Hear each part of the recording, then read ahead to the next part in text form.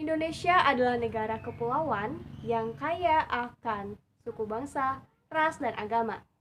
Indonesia juga terkenal sebagai negara berpenduduk ramah di dunia. Dilengkapi dengan destinasi wisata yang memukau, tak heran jika Indonesia kerap kali menjadi tujuan wisata oleh wisatawan dari berbagai mancanegara. Namun, tak selaras dengan perkembangan di bidang wisatanya. Secara keseluruhan, Indonesia hingga kini masih berstatus sebagai negara berkembang di dunia.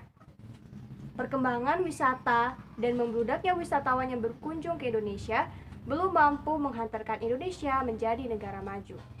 Tentunya hal ini dikarenakan kemajuan suatu negara tidak hanya ditentukan oleh faktor wisatanya saja, tetapi masih banyak lagi faktor-faktor lain yang turut menunjang kemajuan suatu negara seperti pertumbuhan ekonomi, pendapatan nasional, pembangunan ekonomi, distribusi pendapatan, pendidikan, dan masih banyak lagi.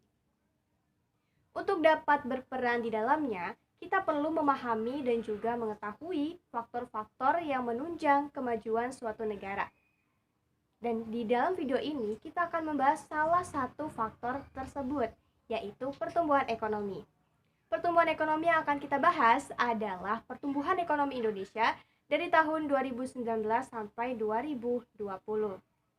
Tapi sebelum kita berlanjut membahas lebih dalam tentang pertumbuhan ekonomi Indonesia tahun 2019 dan 2020, sudahkah kalian mengetahui dan memahami apa yang dimaksud dengan pertumbuhan ekonomi?